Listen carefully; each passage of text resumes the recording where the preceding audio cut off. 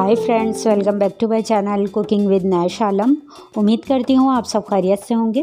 Friends, आज मैं आपके साथ शेयर करूँगी गोला कबाब बनाने की रेसिपी। बहुत ही टेस्टी ये कबाब बनते हैं। ये इतने सॉफ्ट और जूसी बनेंगे कि जब आप इसे खाएंगे तो मुंह में जाके घुल से जाएंगे।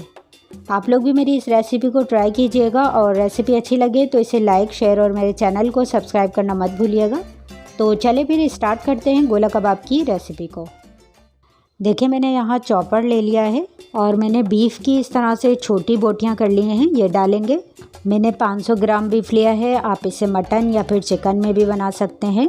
गोश्त को मैंने अच्छे से वॉश करके स्टैनर में रख दिया था, क्योंकि कोई भी कबाब बनाएं इसमें पानी नहीं होना चाहिए, वरना कबाब टूटेंगे और फिर कबाब बनाना मुश्किल हो जाएगा। और इसमें थोड़ा सा फ़ैट का इस्तेमाल भी करेंगे। इतने बीफ के लिए 20 ग्राम के करीब फ़ैट का इस्तेमाल करेंगे। इसके भी मैंने छोटे पीसेस कर लिए हैं। चॉपर को चला के इसे पीस लेंगे।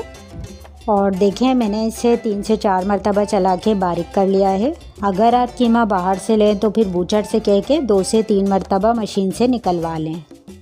अब इसी में हम अपने बाकी की चीज़ें शामिल करेंगे। ये मैंने 1 अदद मीडियम साइज़ की प्याज को ब्राउन कर लिया है, ये शामिल करेंगे। देखें, प्याज जो है डार्क ब्राउन नहीं करिएगा, इस तरह की लाइट ब्राउन करिएगा, इसका टेस्ट अच्छा आता है।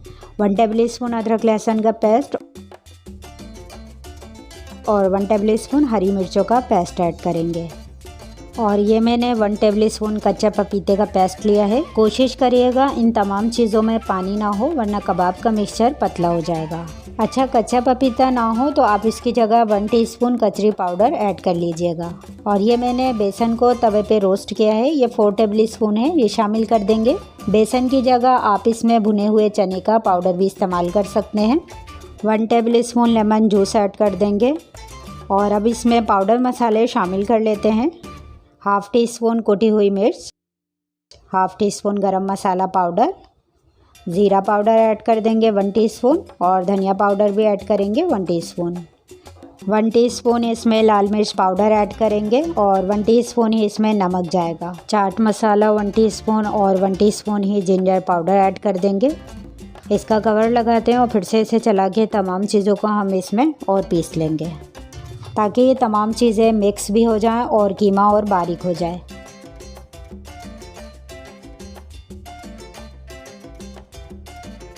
ये देखें, अच्छी तरह से पिस गया है।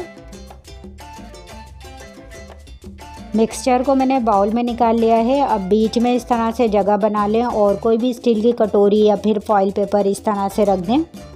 इसके अंदर दहकता हुआ कोयला रख के ऑयल टपका देंगे और फिर फ़ौरन से इसे कवर कर देंगे 2 मिनट के लिए, ताकि कीमे में जो है एक अच्छा सा स्मोकी फ्लेवर आ जाए और ज़बरदस्त सा हमारा खुशबूदार गोला कबाब बन के रेडी हो।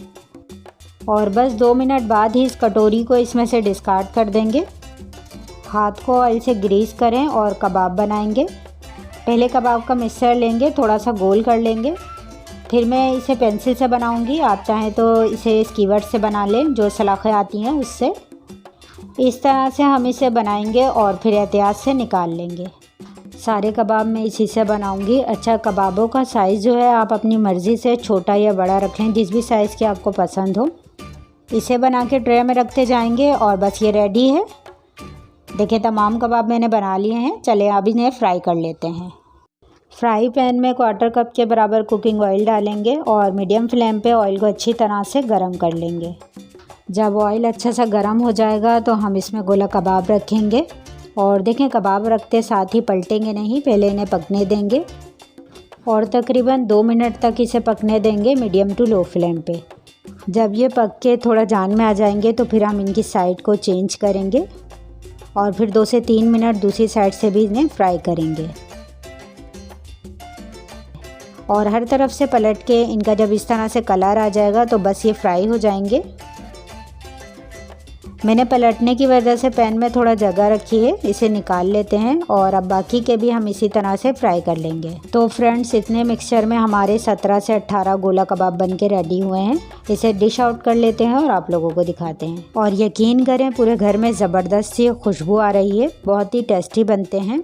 ईद आने वाली है, आप लोग भी इसे बना के ट्राई कीजिएगा और मुझे भी अपनी दुआओं में याद रखिएगा। मुझे इजाज़त दें, हम फिर मिलेंगे नेक्स्ट वीडियो में एक और मज़ेदार सी रेसिपी के साथ। अपना ख्याल रखिएगा। अल्लाह हाफिज़।